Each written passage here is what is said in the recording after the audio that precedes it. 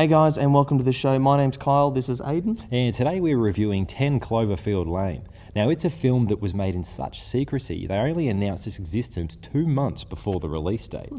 Now, it hasn't been confirmed whether it's a sequel to the 2008 monster film Cloverfield, but it has been labelled as an anti-sequel.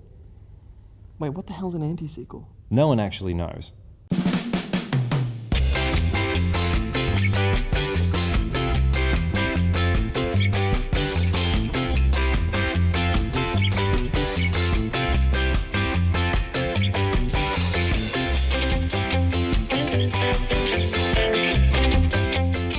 Now, the film is directed by Dan Trachtenberg and stars John Goodman, Mary Elizabeth Winstead, and John Gallagher Jr.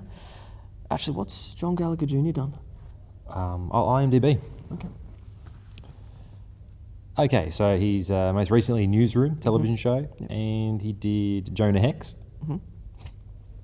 Oh, it actually doesn't scroll any more than that. Oh. Okay.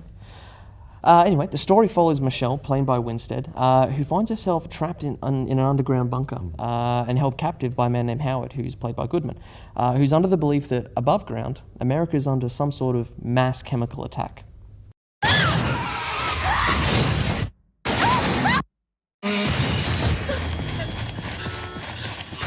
I focused on being prepared. I saved your life by bringing you here. I knew this day would come.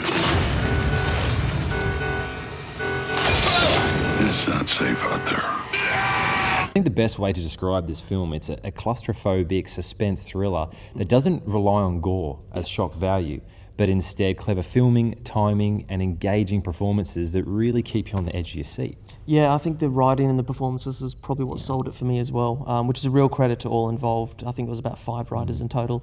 And without giving too much away, there are twists and turns at every stage of this film, and it really just keeps you glued to the screen. Isn't it? There was at one point where I actually forgot to chew the popcorn that I'd put in my mouth. Was it just sitting there? It was just sitting there while I'd... Yeah. No! No! No! No! Don't open that door! They're going to get all of us killed! Now, Kyle, I think the thing I liked most about this film was I didn't really know what I was expecting. Yep. So from the trailer, you knew there was a bunker, you knew there was like a dude or two and perhaps something sinister going on, but it kept you questioning the whole way through. You know, like, is there a threat outside or isn't there? Yeah. You know, is this guy crazy or isn't he? Is it a sequel? Is it not?